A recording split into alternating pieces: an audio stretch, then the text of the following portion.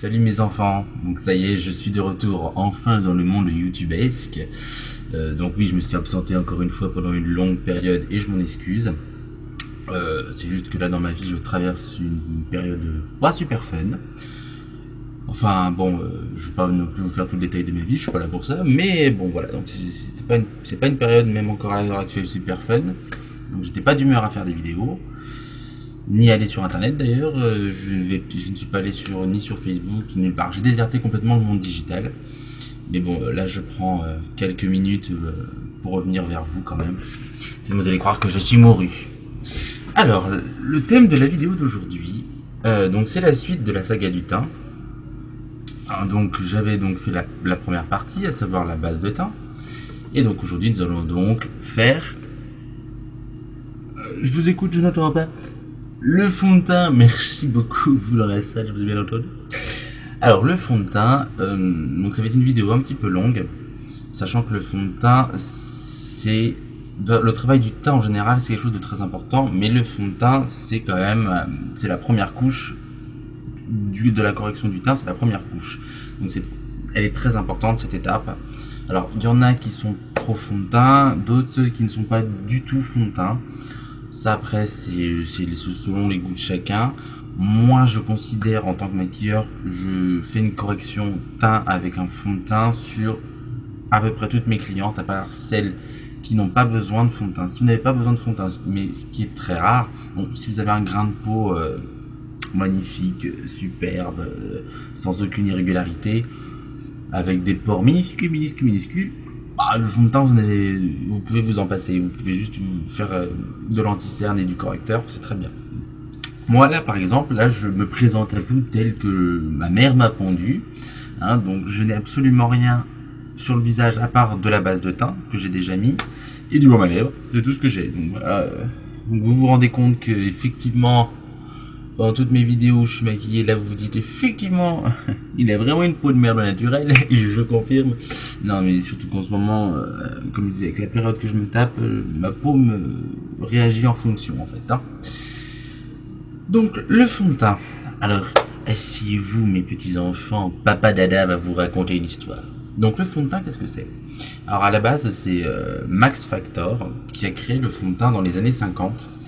À la base, le fond de teint c'était destiné aux actrices. C'était pour unifier leur teint pour la caméra.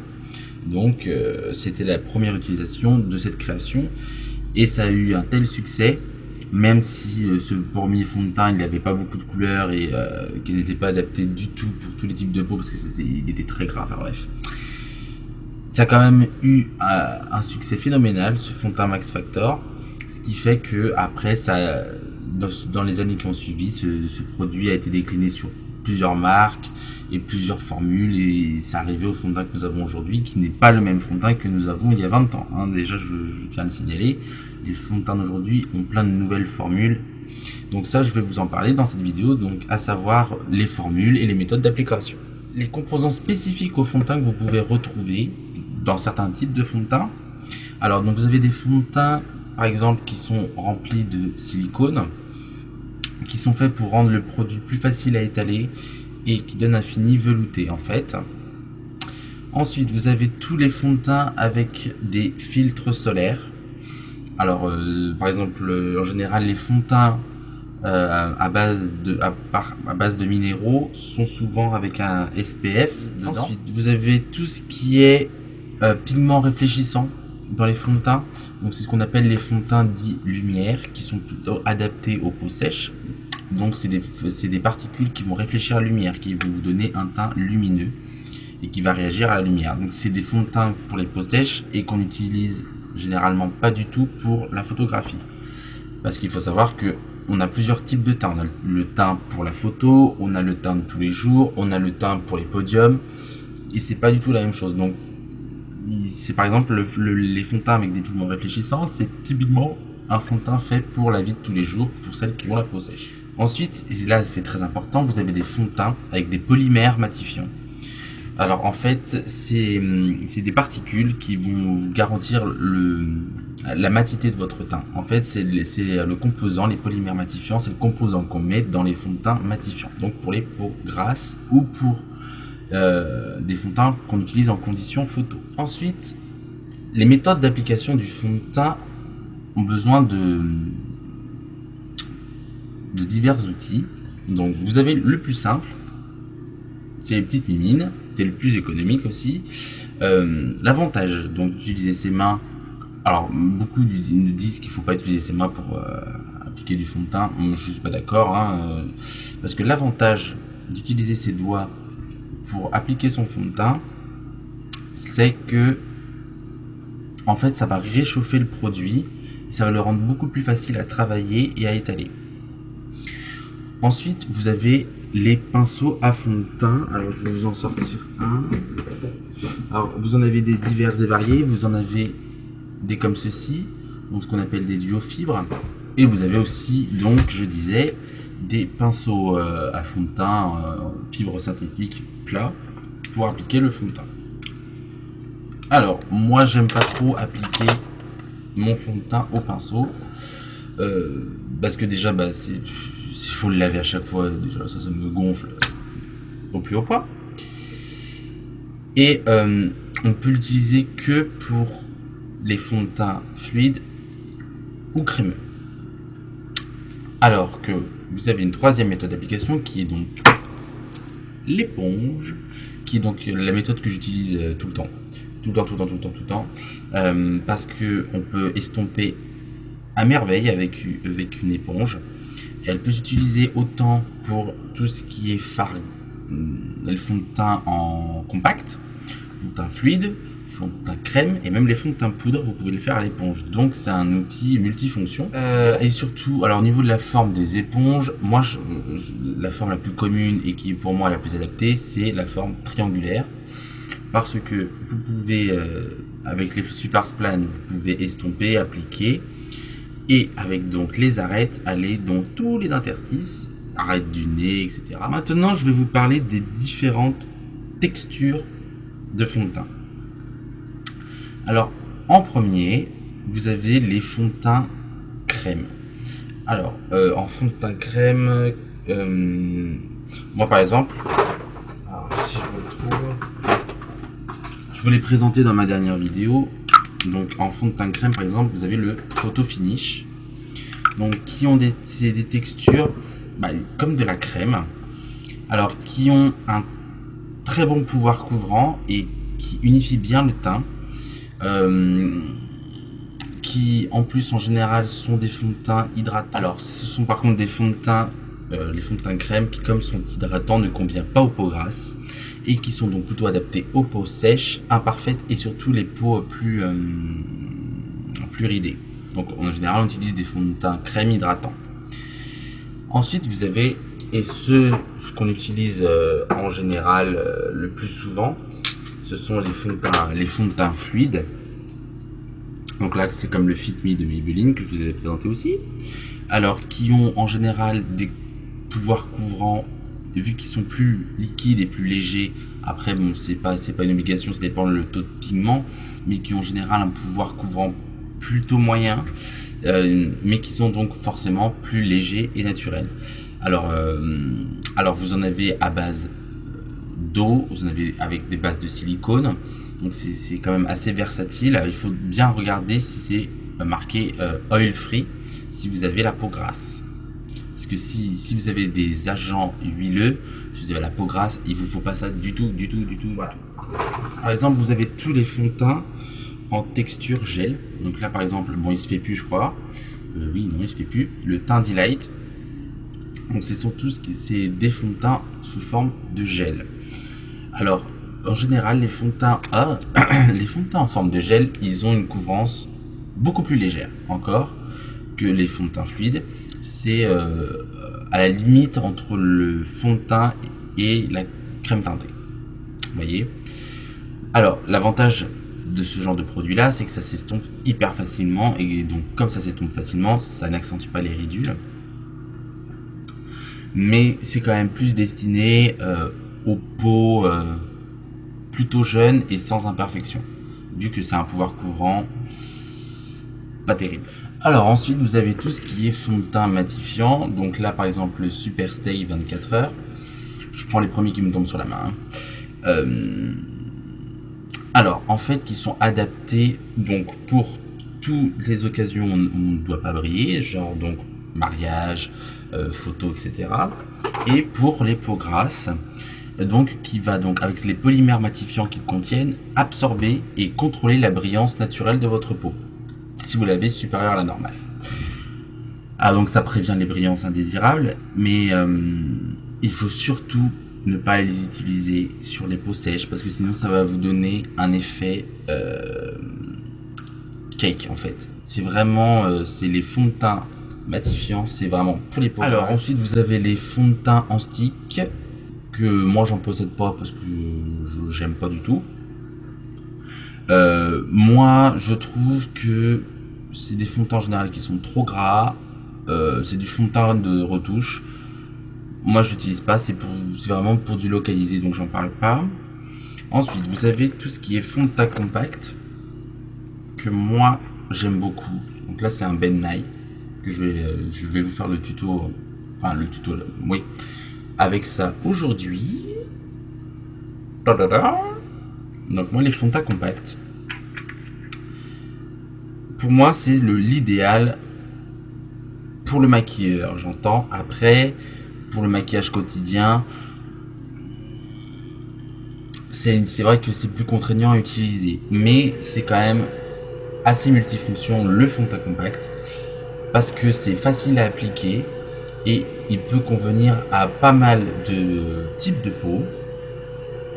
Les peaux, donc tout ce qui est peau normale, mixte, sèche aussi, si il y a des fonds de teint compacts très hydratants, donc c'est quand même assez multifonction et ça s'applique rapidement. Et en plus en général les fonds de teint compacts ont un pouvoir couvrant assez fort, donc qui camoufle bien et assez modulable, c'est à dire qu'avec, en plus si vous la coupez à l'éponge, si vous étirez par exemple vous allez avoir une couvrance légère, et que si vous tapotez vous allez avoir une couvrance plus importante. Donc pour moi le combo idéal c'est quand même le fond de teint compact avec une éponge, en tout cas pour les maquilleurs j'entends.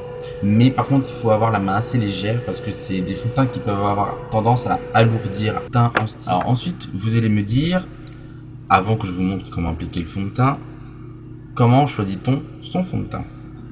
Alors il y a 5 règles pour choisir son fond de teint en magasin j'entends, parce que sur internet là c'est mission impossible, même si moi personnellement je le fais. Alors attendez 2 minutes, j'ai encore soif.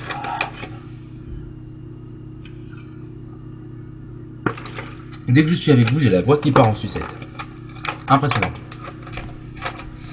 Alors donc pour trouver son fond de teint en boutique, alors déjà il faut y aller avec le teint démaquillé, non sans blague.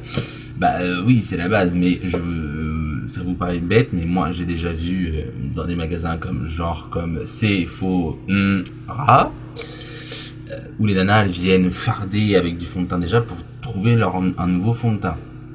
C'est complètement con, donc vous y allez complètement démaquillé. Ensuite dans le fond de teint que vous avez choisi, vous allez prendre 3 couleurs de fond de teint qui sont proches de votre carnation. 3. En général, on le fait sur 3. Si vous pouvez le faire sur 2, mais c'est plus prudent de prendre 3 teintes de fond de teint qui sont proches de votre carnation naturelle. Ensuite, on me demande souvent où teste-t-on le fond de teint. Alors, jamais sur le poignet, parce que nous avons la peau du poignet qui est, la tonalité n'est pas du tout la même que sur le visage. C'est beaucoup plus clair et nous n'avons pas la même tonalité. Donc, les maquilleurs, on le conseille de le faire sur la mâchoire. Moi, après c'est personnel, ça fonctionne très bien si vous le faites sur la mâchoire. Moi, ce que je préfère faire, c'est de le faire sur le cou. En fait, vous prenez vos 3 teintes et vous les mettez sur le cou. Et pourquoi sur le cou? Parce que le fond de teint n'est pas fait pour être mis sur le cou. Parce que déjà ça salope les vêtements, hein, donc on ne met pas de fond de teint sur le cou. On les tombe dans la mâchoire, mais on n'en met pas sur le cou. Et donc pour que ce soit raccord avec votre visage, bah, il faut que votre fond de teint ait la même couleur que votre cou. Comme ça, c'est raccord avec le visage et la mâchoire. Donc c'est pour ça que moi je le teste tout le temps sur le cou. Comme ça, j'ai jamais de surprise. Hop, tout est unifié, la couleur de mon cou est égale à la couleur de mon visage. Donc vous le testez sur votre cou. Bon, après, si vous voulez le faire sur la mâchoire, ça fonctionnera. Mais ça fonctionnera beaucoup moins bien que si vous le testez sur votre cou. Ensuite, très important, une fois que vous avez appliqué vos bandes, il faut vérifier à la lumière du jour. Il ne faut pas rester dans le magasin. C'est-à-dire que effectivement, vous allez avoir l'air con en sortant du magasin avec vos 3 bandelettes sur le cou. C'est sûr, vous allez avoir l'air con. Mais c'est beaucoup plus logique de tester la couleur de son fond de teint en lumière du jour parce que c'est la lumière la plus dure. Et si ça fonctionne en lumière, la teinte fonctionne en lumière du jour, elle fonctionnera sur toutes les lumières. Alors bien sûr, il faut donc la couleur qui est le plus ton sur ton, il faut que ce soit ton sur ton. Surtout, n'écoutez pas les vendeuses qui vont vous dire prenez plus foncé, ça vous donnera bobine.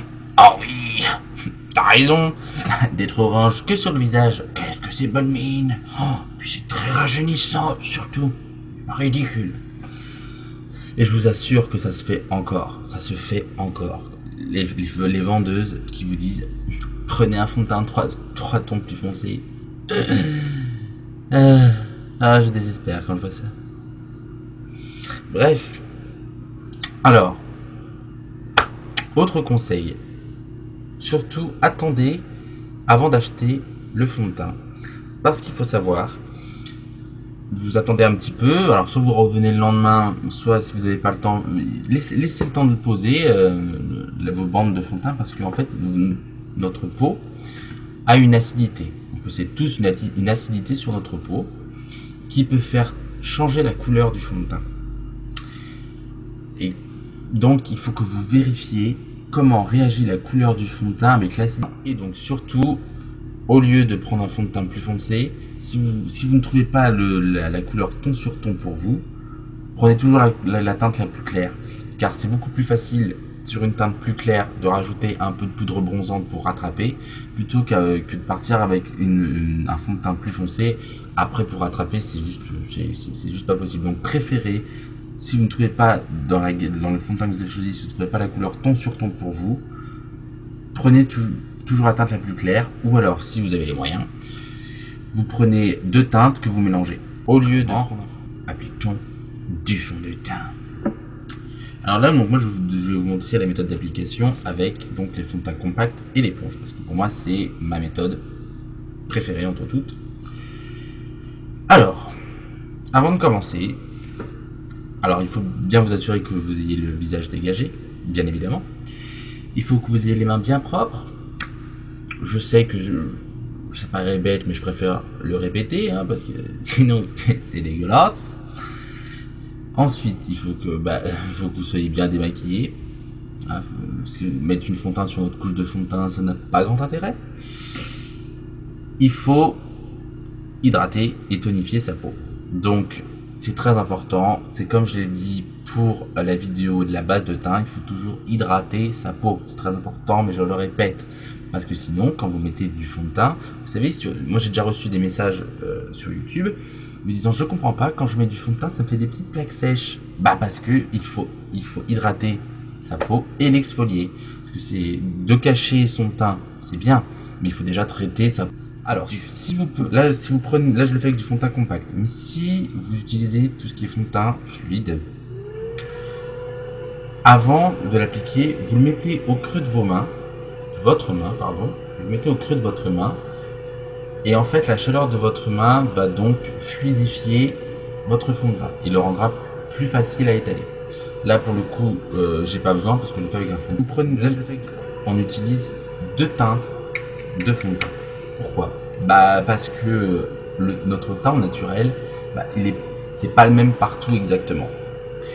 Et on va utiliser les 2 teintes de fond de teint, notamment la teinte la plus foncée, pour commencer à faire déjà donc ce qu'on appelle le contouring, à savoir modifier les ombres, à modifier la structure de notre visage. Alors, sachant que le fond de teint, on l'applique toujours. Alors parce que moi j'ai entendu des trucs notamment à, vous savez, l'émission comment que ça s'appelle, vous savez, avec avec la nana qui hurle en permanence, le truc, je changeais de look, changer de vie sur M6, voilà. Ma chérie, c'est merveilleux. Vous voyez quelque chose. Et donc le maquilleur qui venait, je crois, de chez MAC, il disait que le fond de teint, on ne l'appliquait que sur le tour du visage. What the fuck? Ouais. J'ai cru qu'à ce moment-là, j'allais bouffer mon bureau quand il a dit ça. Parce que le fond de teint, c'est, on en met au centre, sur là où on a le plus d'imperfections en général, et on étire la matière vers l'ovale du visage pour que ça se fonde donc dans l'ossature du visage et pour que ce soit imperceptible, parce que le fond de teint faut que ce soit le plus imperceptible de teint. Donc moi, ma couleur, elle est à peine plus claire, sachant que moi j'ai le teint jaune. Alors il faut adapter aussi son fond de teint si vous avez la peau rose ou la peau jaune, hein, bien sûr. Alors si vous appliquez donc votre fond de teint à l'éponge, si vous l'utilisez sèche, elle aura un plus grand pouvoir couvrant. Par contre, si vous l'humidifiez, alors moi je l'humidifie avec avec un tonique, tout simplement, un tonique à la rose, hydratant sans alcool surtout. Donc si vous hydratez votre éponge, déjà elle va absorber moins de produits dans l'éponge. Je vais arriver à parler. Donc on la refait. Vous avez rien vu. Donc si vous humidifiez votre éponge, elle va absorber moins de produits en elle-même. Donc déjà, vous économisez. Et en plus, votre fond de teint aura un fini plus neutre. Vous prenez votre fond de teint. Alors, vous n'êtes pas obligé d'en prendre beaucoup. Moi, en l'occurrence, j'en prends vraiment pas beaucoup. Alors, sachant que ça, c'est le fond de teint que j'utilise là, c'est un fond de teint personnel. C'est pas un fond de teint que j'utilise pour mes clients. Si c'est un fond de teint que vous utilisez, si vous êtes maquilleur pour une clientèle, vous prenez une spatule désinfectée, vous prélevez de la matière, vous la mettez dans une coupole désinfectée, et après vous travaillez votre matière. Surtout, vous prenez pas comme ça. Ça, c'est mon exemplaire de matière. Vous placez déjà là, donc sur front, nez, menton, et sur pommette. Voilà. Donc vous faites la même chose avec du fond de teint fluide. Donc menton, nez, front, pommette. Mais même, voilà. Ensuite, avec la même éponge, le but, c'est d'étirer le fond de teint, donc comme je disais avant, toujours vers l'extérieur, en remontant vers les oreilles et le front, en n'hésitant pas à étirer la matière presque. On étire toujours vers l'extérieur.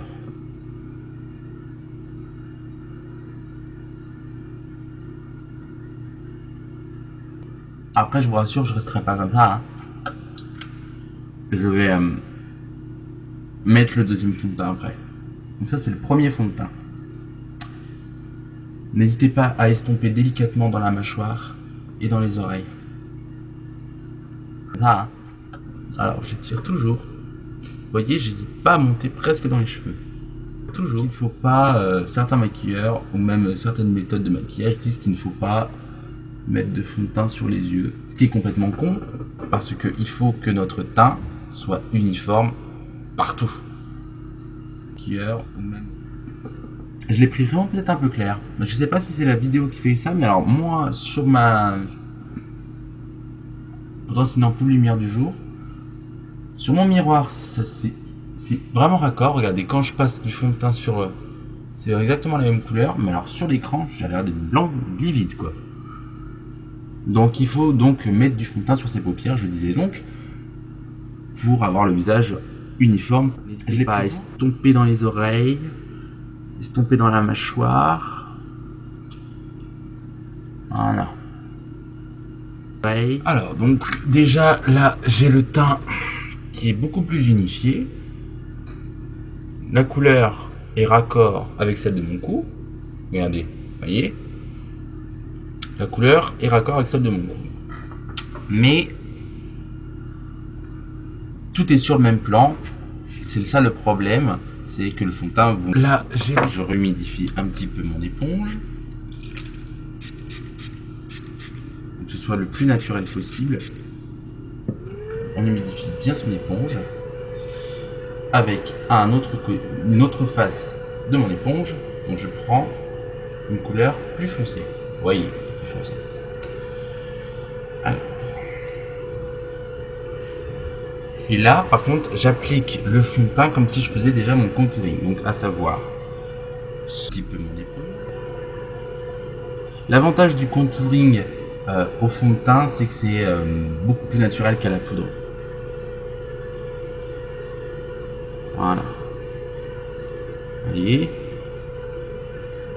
je fais déjà le début de mon contouring.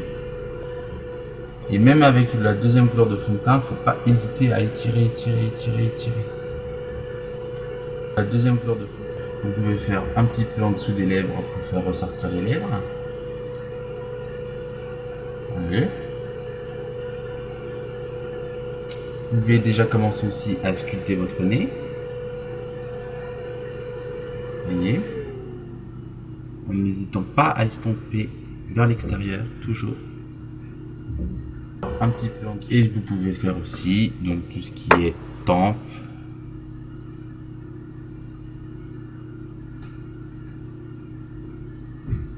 l'ovale du visage.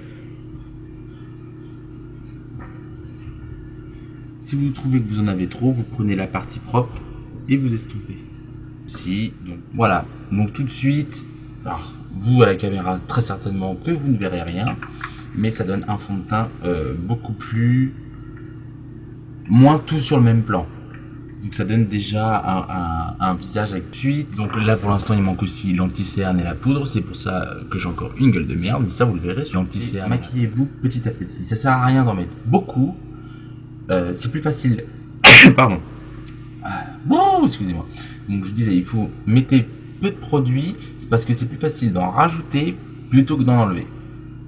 Ça semble comme ça logique, mais bon. Alors surtout, il y a deux écoles. Il y en a certains qui disent qu'il faut mettre l'anti-cerne avant le fond de teint. Ce qui est, à mon sens, complètement con. Parce que quand vous allez mettre, si vous mettez votre anti-cerne en premier, quand vous allez appliquer votre fond de teint, vous allez faire bouger l'anti-cerne. Donc pour moi, et ce qui me semble logique, l'anti-cerne se met après le fond de teint. Et ça sert à rien à savoir aussi, c'est que le fond de teint n'est pas là pour donner bonne mine. C'est là juste pour unifier. Pour donner bonne mine, c'est tout ce qui est blush et compagnie. C'est la couleur qui va vous donner bonne mine. Parce que là, vous voyez, mon teint est unifié par rapport au début de la vidéo, mais j'ai toujours mauvaise mine. Donc le fond de teint n'est pas là. Et autre conseil, si jamais vous faites un maquillage très chargé ou avec des fards qui font beaucoup de chutes, faites le fond de teint après le maquillage des yeux. Parce que... je vais y arriver. Faites le fond de teint après le maquillage des yeux, je disais donc, parce que vous aurez besoin juste de démaquiller et après vous faites vos fonds de teint, ce qui sera beaucoup moins chiant, disons-le clairement, à faire que d'essayer de décoller les chutes, de mettre de la poudre pour que les chutes tombent sur la poudre, après balayer tout ça. Vous emmerdez plus qu'autre chose, faites votre fond de teint après. Et ben voilà, donc ça c'était donc la saga du teint pour le fond de teint. Voilà, qu'est-ce que je voulais dire de plus? Ah si, j'ai trouvé un truc super en fait. Parce que je voulais faire un cadeau pour une amie. Et donc j'ai trouvé ça sur internet. Alors je connaissais pas le principe. Et comme je trouve ça super. Alors je tiens à préciser que je n'ai rien touché pour vous parler de ça. Hein. J'ai pas été sponsorisé ni quoi que ce soit. Mais comme je trouvais l'idée super sympa, j'avais envie de vous en parler. Alors ça c'est un site qui s'appelle passionbijou.fr, je crois. Enfin, je vous mettrai le lien du site dans la barre d'infos. Qui font des écharpes bijoux. Je connaissais pas le truc. Ah, quand je suis tombé sur ça, j'ai commandé de suite. Franchement, je trouve le truc super sympa. Surtout pour la... Donc, vous avez plein de modèles. Pour l'hiver approchant, c'est vrai qu'en général, les écharpes, je trouve que ça ruine assez facilement une tenue. Et là, bon alors là, je sais pas, je l'ai appliqué à la mort moelleux, mais vous voyez, vous pouvez l'appliquer, je sais pas moi. Attends. Je suis pas doué, hein, c'est pas pour moi. Enfin, bon, ouais, bref. Vous l'appliquez, voilà. Donc, ça vous protège le cou pour cet hiver, et en plus, ça fait bijou en même temps. Et ça évite d'avoir des écharpes moches. Et je trouvais que ça, en idée cadeau, nickel. Donc voilà, je voulais vous en parler. Voilà. Bon bah mes enfants, je vous embrasse tout partout. Et je vous dis à une prochaine vidéo. Mouah, plein de paillettes dans vos gueules.